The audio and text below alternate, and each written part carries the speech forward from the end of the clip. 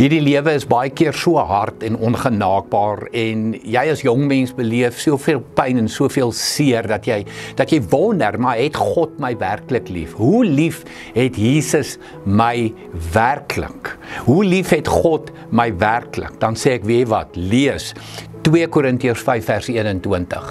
Daar staan die woorde, Christus was sonder sonde.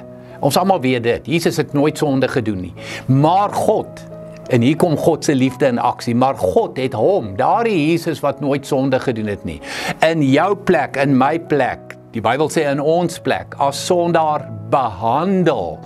En daardie as sondaar behandel beteken dat Jesus vat al jou sonde op hom, al my sonde op hom, en dis waarmee hy kruis toe gaan. En dan gaan hy die vers aan sê, sodat ons deur ons eenheid met Christus, deur God, vrygespreek kan wees.